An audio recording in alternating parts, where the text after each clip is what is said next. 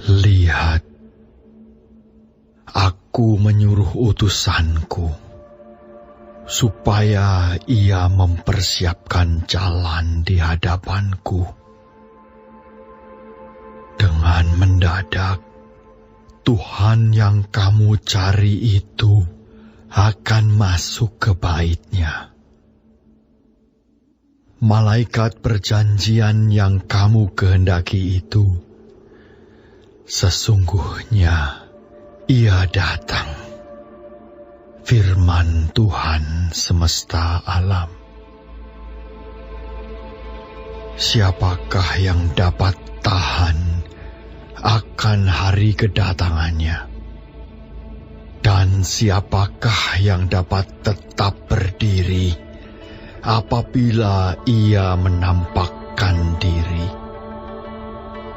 Sebab ia seperti api tukang pemurni logam, dan seperti sabun tukang penatu. Ia akan duduk seperti orang yang memurnikan dan mentahirkan perak. Dan ia mentahirkan orang Lewi, menyucikan mereka seperti emas dan seperti perak, supaya mereka menjadi orang-orang yang mempersembahkan kurban yang benar kepada Tuhan. Maka persembahan Yehuda dan Yerusalem akan menyenangkan hati Tuhan, seperti pada hari-hari dahulu kala, dan seperti tahun-tahun yang sudah-sudah. Aku akan mendekati kamu untuk menghakimi, dan akan segera menjadi saksi terhadap tukang-tukang sihir, orang-orang berzinah, dan orang-orang yang bersumpah dusta, dan terhadap orang-orang yang menindas orang upahan, janda, dan anak piatu, dan yang mendesak ke samping orang asing dengan tidak takut kepadaku. Firman Tuhan semesta alam. Bahwasanya aku, Tuhan, tidak berubah, dan kamu, Bani Yakub, tidak akan lenyap. Sejak zaman nenek moyangmu, kamu telah menyimpang dari ketetapanku dan tidak memeliharanya. Kembalilah kepadaku, maka aku akan kembali kepadamu. Firman Tuhan semesta alam. Tetapi kamu berkata, dengan cara bagaimanakah kami harus kembali?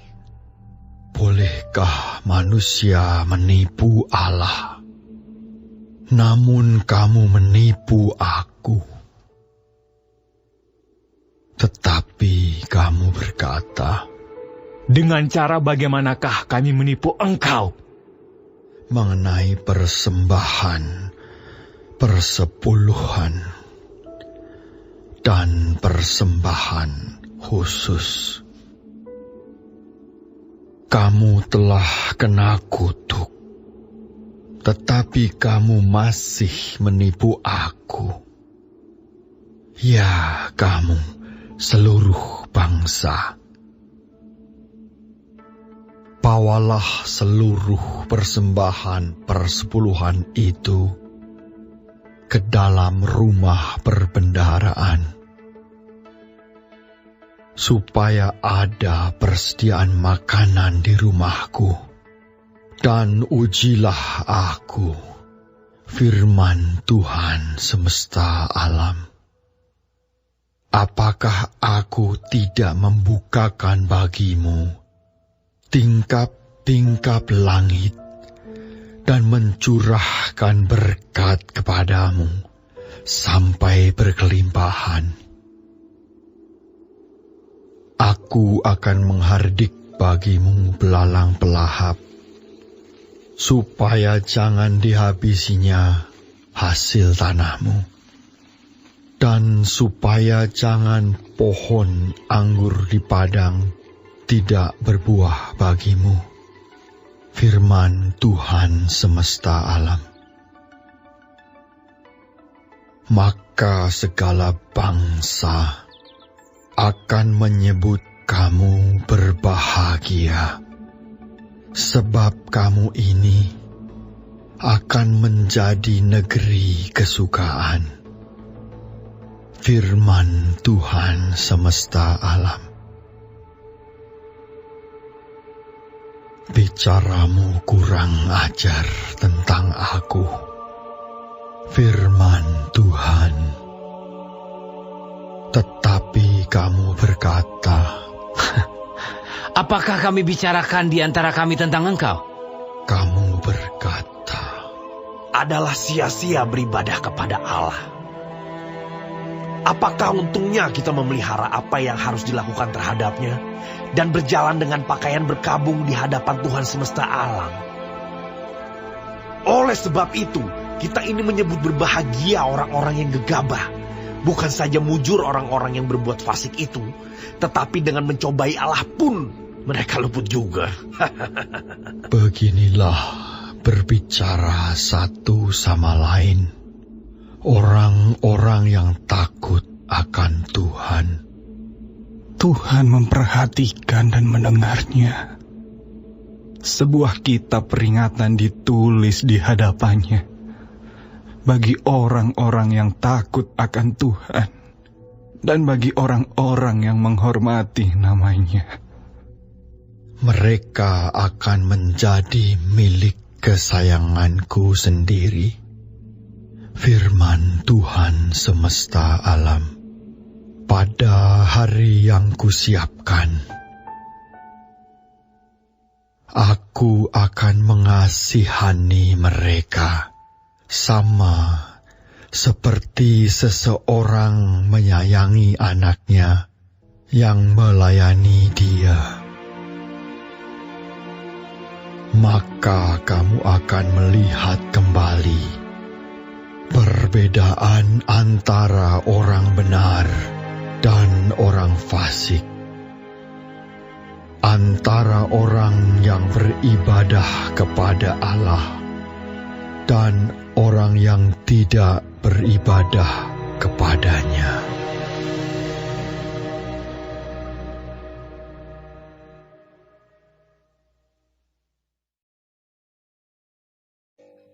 Shalom semua jemaat Tuhan. Kembali kita di dalam pendalaman Alkitab Clear Sight. Sekarang kita sudah memasuki kitab Maleakhi 3. Tuhan Yesus memberkati. Tuhan sudah mengutus para nabinya termasuk Maleakhi untuk menegur dosa-dosa umatnya agar mereka bertobat. Namun umat Tuhan berulang kali sejak permulaan Israel berdiri sampai saat ini telah menolak pemberitaan para utusan Allah tersebut. Oleh karena itu, kedatangan Tuhan akan menjadi kejutan besar dalam hidup mereka. Tuhan datang untuk menyucikan kehidupan umat yang sudah bobrok oleh dosa. Demurnian ini akan berlangsung dengan menyakitkan, yakni Tuhan akan bertindak seperti emas yang memurnikan logam-logam seperti emas dan perak dengan panas yang tinggi agar kotoran yang melekat akan hilang dan lebur.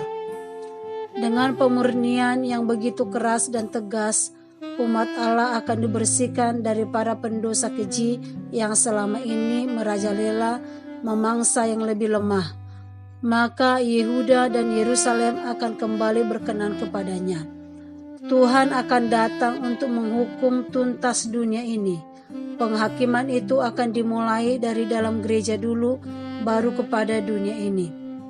Perintah persepuluhan berasal dari hukum Taurat dan persepuluhan yang dipersembahkan Abraham kepada Melkisedek.